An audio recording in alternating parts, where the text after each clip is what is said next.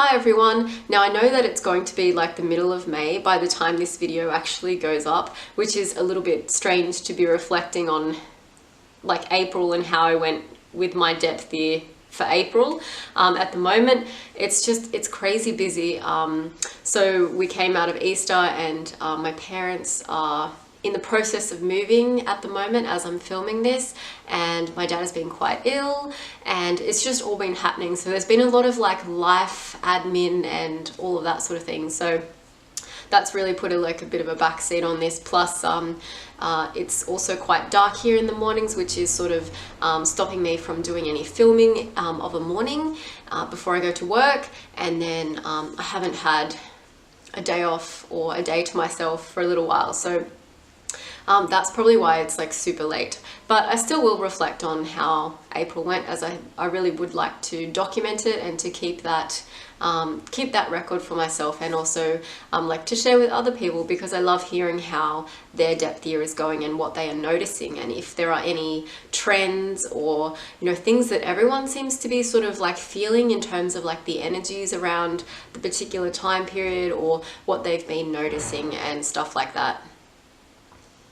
So for April, I saw a post on the Depth Year Facebook group, which I thought was actually really applicable to me as well. And this was a post by a lady named Megan, and she basically said that she's noticed that her year is getting like quieter and quieter. Like that she's, she's doing sort of less, and she's like really focusing on the things that she's doing. She actually was doing a lot of crocheting and listening to like podcasts and things like that. And I actually have noticed the same thing. In general, I felt that things in April were getting quieter and quieter for me. Like I was sort of focusing on the hobbies and the topics that I had wanted to be focusing on, and I wasn't sort of constantly looking for the new. Now that doesn't mean that I had the time to sit there and meditate for 5 hours and just sort of like sit in bliss, and that I had nothing on my schedule for the day. Like, of course work happened, of course life happened, but there was no, I guess, pressure like from myself to go and do all of these activities and all of these things, and constantly be on the lookout for like new purchases, or whatever it is. So I feel like it's sort of quietened down that way. And one thing that I found really interesting, this hasn't been a depth year initiative basically, so I think it's almost been about 2 years now. We had our TV break and we just haven't replaced it, and we haven't missed it, and I think that is a huge factor in how tranquil I feel that my house is. I don't hear advertising, I don't hear like news that's meant to like rile you up, I don't hear a lot of like rubbishy TV or anything. I just don't hear any of that. And of course, if it's super important, someone at work is going to tell me about it, or I'm going to hear about it basically. So it's not like I'm missing out on important news, because I will hear about it, but I'm missing out on all of that like meaningless fluff, or the stuff that's meant to like make you annoyed and angry, or sad, or whatever it is. The only thing I do miss like an actual screen for, like a large screen, is movies. So at one point my husband and I might look at getting a projector, so that we can actually screen like movies on the wall, and sit there and have that sort of like movie night. At the moment we are using like laptops to do that, so it's not as sort of cozy in that way. But in terms of like television, I don't miss anything at all whatsoever, and that's just my personal view on how I feel.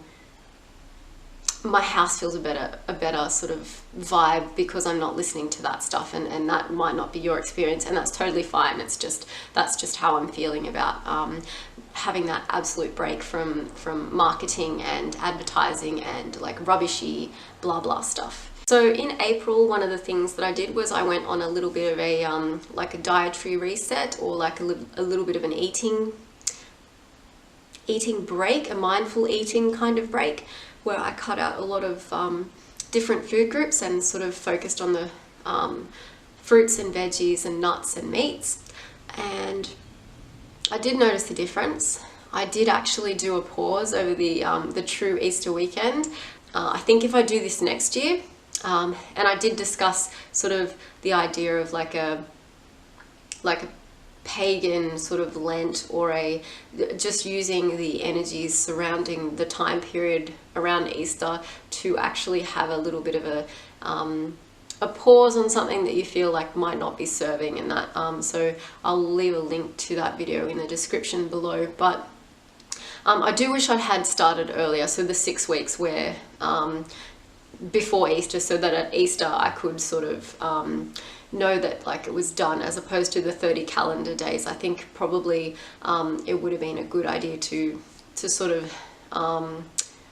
use those traditional days basically. So but anyway, that's something that I have I guess taken some like lessons from, and it's been quite interesting. And I have gone back to my like I guess normal way of eating.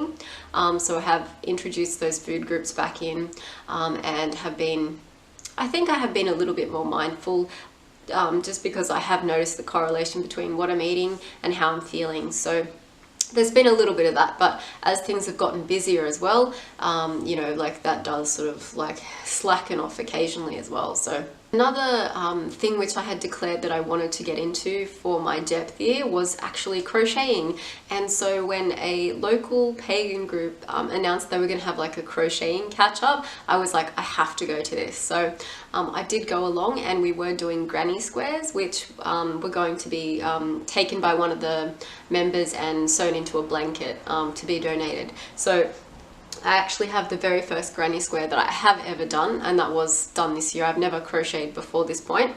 So it's not, I just thought I'll show you. It's not exactly a square, but you know, I just thought I'd keep it for like, I don't know, amusement and that sort of thing.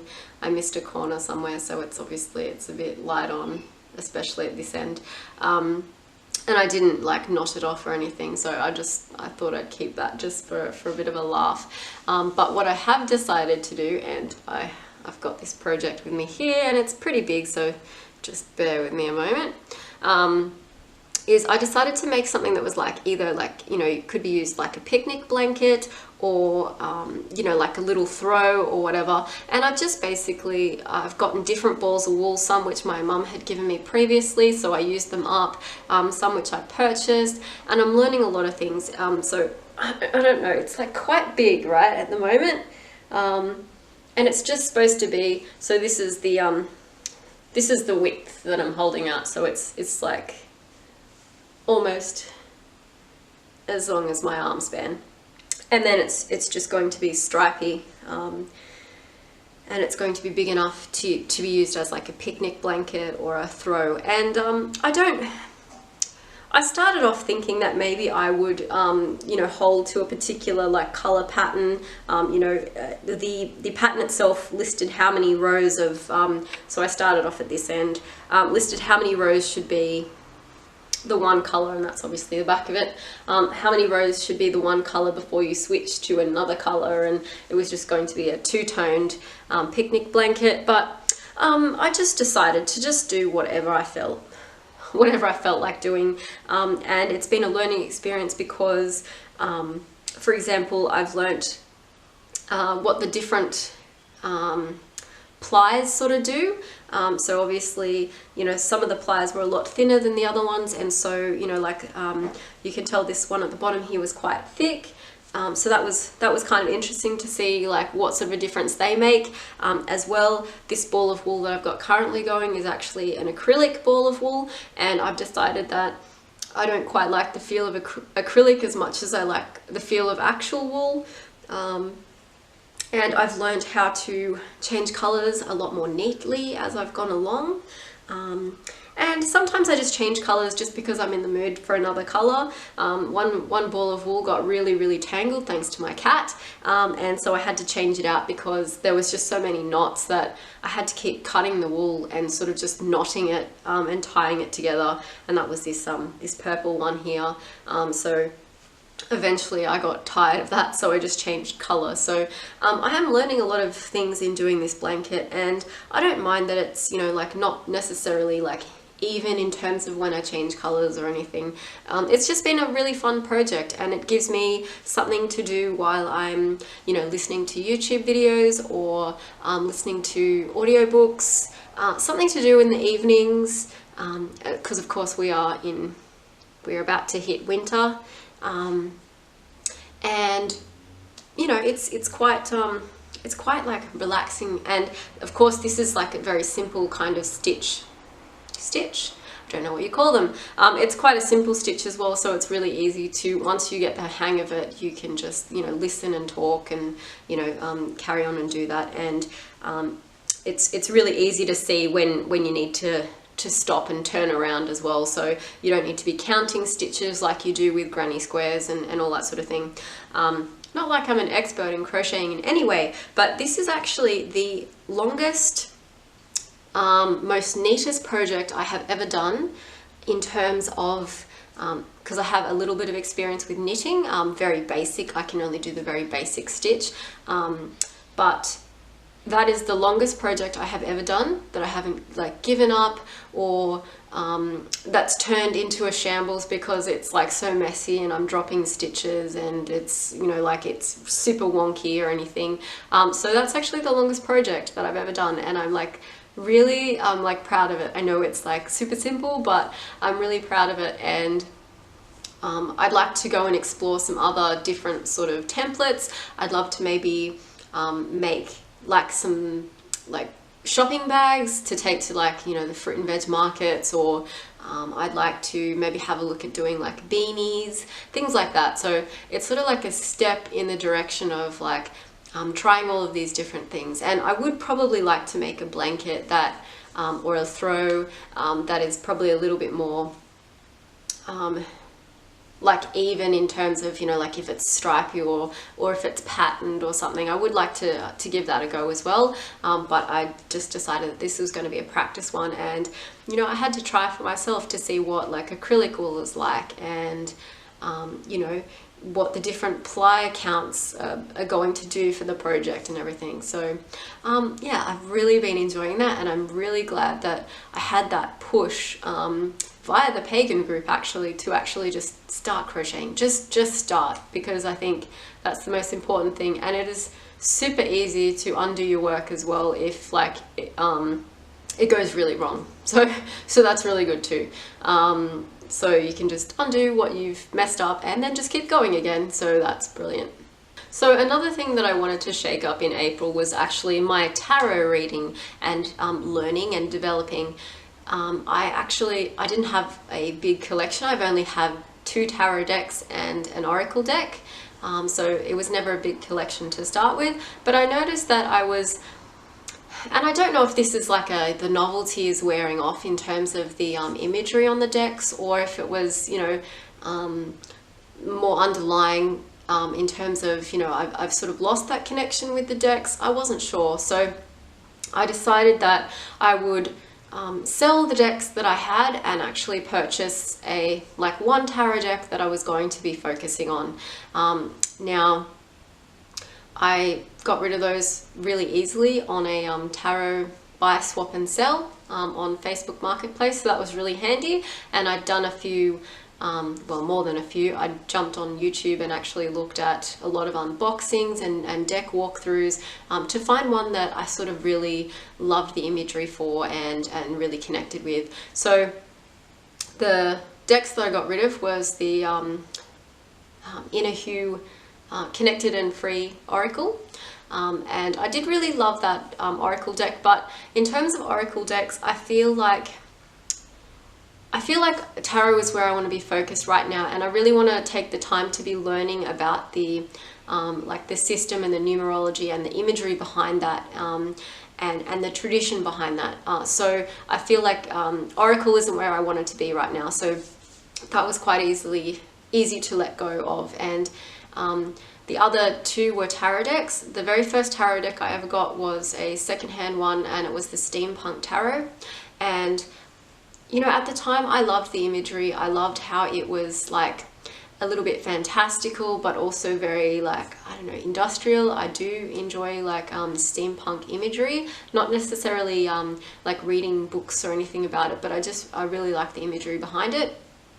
And you know, that was something that was so I do believe it had its origins in the Rider-Waite-Smith sort of tradition in terms of like the images that would appear on the cards, but obviously with that steampunk twist. And then the other deck I got was purely because I was super excited, is the Shadowscapes Tarot. Now, I've been on the internet since I was, you know, like I think I was like before I was a teen, and everyone's probably rolling their eyes here, and I don't know if anyone else remembers, and if you do, like, how good was it?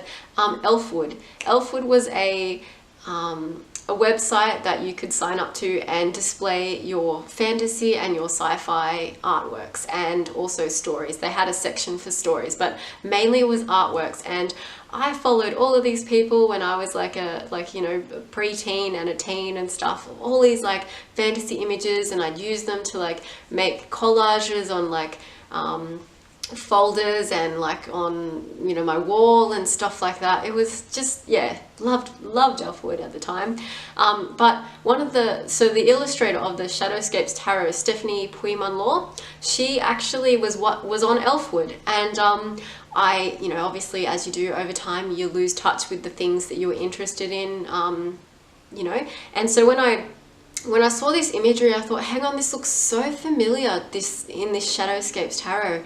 And then when I read the artist, because she has such a distinctive name, I was like, wow, like that's no wonder why I recognize this artwork. So of course I had to purchase that tarot deck because, you know, obviously it is beautiful, and it has that real, I guess, like connection for me in terms of it brought me back to that time where I was, you know, like, you know, the internet was like for exploring and like looking at all these like, you know, beautiful artworks, and like I was heavily into fantasy. So I did actually buy the deck, and I did actually email the illustrator and just sort of say, this is so cool. Like, I remember like following you on Elfwood, you know, like over like 15-20 years ago or something, and you know, just to see your artwork pop up again unexpectedly for me, and it was just really nice. And actually the artist, she actually emailed me back, and it was a, you know, like she sent me a beautiful little note, so that was really awesome.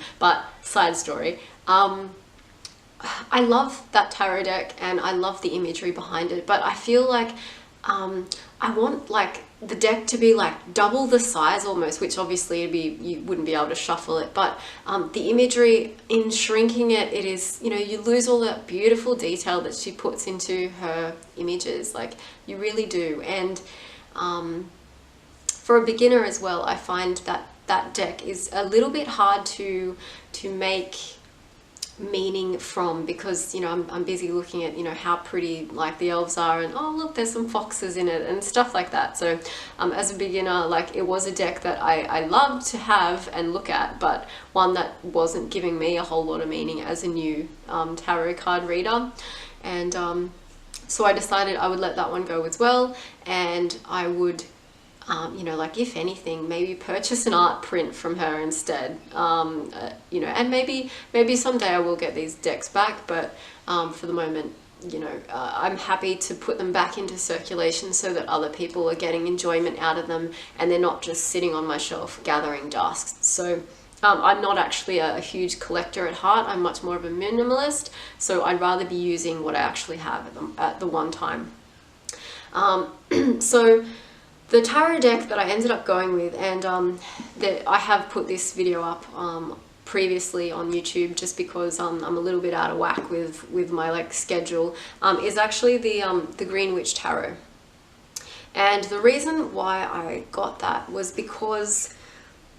basically because of the imagery. It was just, I don't know if I'm really sort of leaning towards like a real nature-based practice, or what, you know, I've been looking into sort of different things in relation to that, like Druidry, and like I suppose what you know, like what they're now calling sort of like green witchery, if you sort of you know, give yourself those type of labels. But I don't know whether I'm getting into that, but I'm just going to do a bit of like a, you know, card hold up while I'm doing this. But what I really loved about the these tarot cards is that they're so green and they're so like vibrant.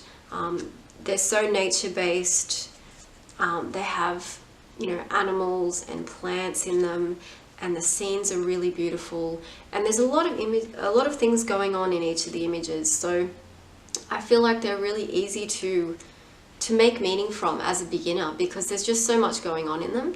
And I just feel like I'm just a lot more connected to this imagery at the moment. And I think probably it could have been a little bit of not exhaustion. Exhaustion is too strong a word, but with the Shadowscapes, not the Shadowscapes Tarot, with the Steampunk Tarot, you know, of course it's very industrial and it's very, you know, like the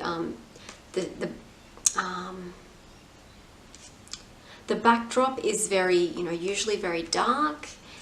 There's usually like smoke or factories or, you know, very dark imagery going on. Not necessarily meaning that the tone of the card is a dark one, but everything is sort of gloom and sort of, you know, you get that feel of the Industrial Revolution in London, you know, like gloom and dirt and smog sort of thing. And I think I just got really like tired of it. I really wanted that bright scenery and you know, like greenery and living beings as opposed to the sort of like machinery and stuff. So I decided to swap it out, and so I went for this Greenwich Tarot, and so far I'm really loving it. I haven't had it for very long, but I've been pulling a card a day, and I've actually spent 1 or 2 pages every time I pull a card, which is usually just on the energies of the day, but I usually spend at least some point of the day journaling about the card. Firstly, what I get out of the card, and then, you know, having a look at the book to see if like to see what it says about it, and to see, you know, especially in terms of the plants, because the plants are not ones I usually recognize. The animals, obviously I can usually see animals in there, and I, you know, have a bit of a think about, you know, what that might symbolize, but the actual plants are ones that I usually don't recognize. So I usually at least have to look at the book to see what the plants are actually all about, and, you know, whether there's something in there that I haven't considered. So I'm really enjoying this deck so far, and it's good because it's really revived my desire to like get back into the tarot and to actually really you know, start working with it again. And what I know, I think it might have been Katie Flowers, she actually posted a really helpful video on, you know, spreads that beginners can do, and usually they're about a 2 or 3 card spread, but it's something that I've really got to get myself into, and eventually break away from this, you know, like 1 card a day thing. At the moment I'm sort of introducing myself to these cards, so and spending the time journaling about each of the cards that I pick every day. So 1 card is sufficient for me at the moment, but eventually I'm going to actually have to start doing multiple cards, and you know, start seeing how they relate to each other once I'm a little more familiar with them. So but I'm really excited about that. So actually April was really good in terms of me doing some of the things that I'd said that I wanted to focus on in my depth year. So crocheting, for example, and getting back into the tarot. And I'm really glad that I sort of looked at it in a different way and thought, now look, tarot is a hobby is a topic that I really want to get into. And yes, I do have tarot decks already, but for some reason things are just not working for me. And so looking at it from a different angle and going, okay, well maybe that means I need to let go of the decks I have and bring in a different deck. So I'm really glad I did that. I have been looking at, so I have actually had the Illuminated Rider-Waite-Smith tarot deck before, and I really didn't enjoy it. I really struggle with the imagery and that sort of thing. It's not one that I want to work with or really connect with. So I had a bit of a think, because on the other hand, I know it's the traditional one. It's what a lot of books use when, like, to reference you know, the meaning behind each of the cards, and it's what a lot of the modern day decks like are built on, some of the imagery from the Rider-Waite-Smith deck. So what I thought I might do is I had a bit of look at some of the traditional and sort of reimagined Rider-Waite-Smith decks, and there's one by Pamela Coleman Smith, which is I think it's the Centenary edition, and the colors are more like muted and like understated and much more they've got sort of like a more like a green like tinge to them, and I think if I get any of the traditional decks again to sort of work with as well, especially if I'm going to purchase any sort of learn the tarot type thing or go through a sort of like a free online course, that sort of thing, I think that might be a nice secondary deck to get, because at least the colors are not these glaring yellowy orange colors that I shudder. So that's one deck that I may purchase in the future. I'm not in any particular rush at the moment. I'm really enjoying the Greenwich Tarot, and also not having a choice in a way, just knowing that, well, that's the only tarot deck I have, so that's the one I'm working with. I don't need to have any time spent thinking about, you know, which one should I pull out, and, you know, maybe I'm not working with this deck, what does the other deck say? None of that, because I've only got the one. And eventually I might have a couple of decks, because I know people have said that certain decks are better for certain questions, or at least they have found that to be the case, and certain ones have like sort of a different vibe or a different energy. But for now, I just need to learn how to work the tarot and how to like interpret it, and, you know, really get myself familiar with it. So one deck is fine for me right now. And just very briefly, some of the things that I read in April. So I finished reading the Lunar Abundance book by Ezzy Spencer, because the last of the moon phases occurred early April, before the new moon in early April. So I'd finished reading that book and sort of like working my first moon cycle using that sort of template. I finished reading The Art of Frugal Hedonism by Annie Razor Rowland and Adam Grubb, and I did actually do a review of that book on this channel, so I'll leave a link to that below if you're interested. Actually, I do have one on Lunar Abundance too, so you will find some of these book reviews on my channel. I asked the library to purchase, and they did, the Weed Forager's Handbook, and that was also by Annie Razor Rowland and Adam Grubb, as well as a book that I said I wouldn't read until the end of the year, but I ended up cracking it open, and I'll talk a little bit more on that later. But that was the Australian Druidry book, and this is by Julie Brett, and this is one that I mentioned that I wanted to basically experience the traditional Wheel of the Year, albeit for the Southern Hemisphere, so flipped. But I wanted to celebrate an entire year first in the traditional sense, and document how I resonated with particular festivals or Sabbats, and then go ahead and read this book, because what this book does is it proposes or discusses Julie Brett's idea of an Australian Wheel of the Year, and Julie is in Sydney as well, so this is even, you know, not even necessarily an Australian Wheel of the Year, it's more of a Sydney-based Wheel of the Year, because of course we have the tropics up in the Northern Territory, where it is consistent, where it basically has 2 seasons, wet and dry, and the temperature is pretty much even the entire time for the entirety of the year.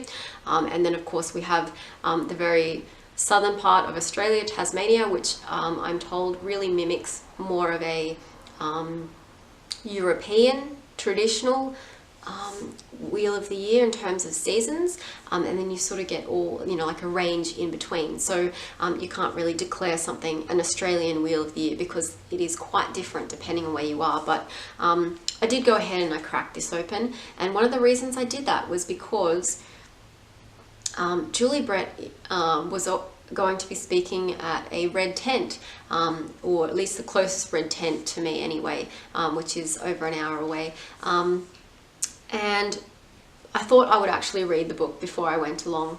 So I finally went along to a red tent, and that was actually early May. And of course we are in early May, so I will sort of go into that separately. But in preparation for that in April, I did crack this open and I read it, and I will do a bit of a review. It won't sort of be a book review in the traditional sense of, you know, did I enjoy it, did I not enjoy it? Because I think for this particular book, my cat is sitting on my lap. If you can't see it, he's being very cute. See, say hello.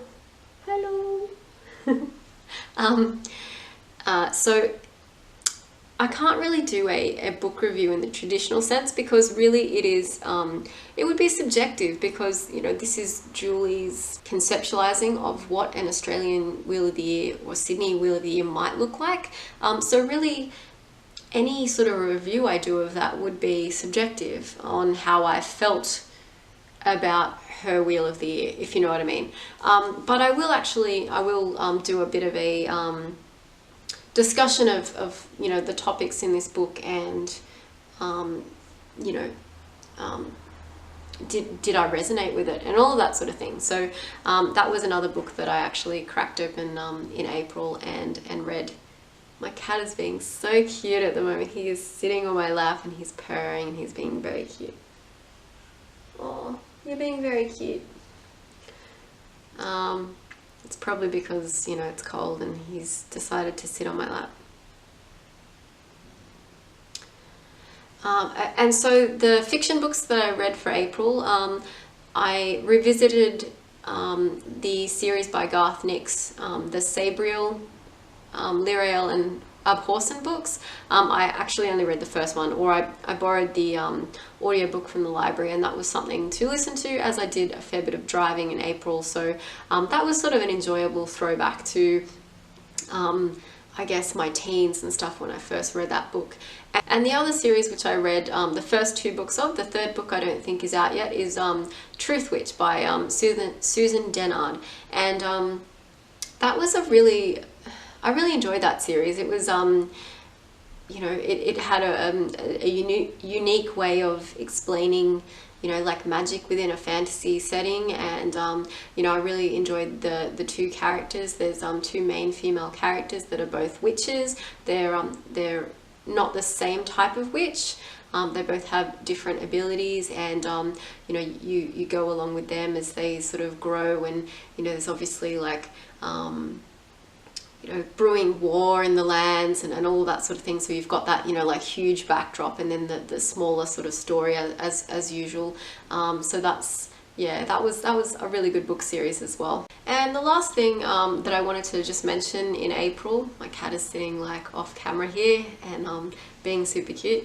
In April, I spent a lot of time outdoors compared to how I had been in sort of like February, March.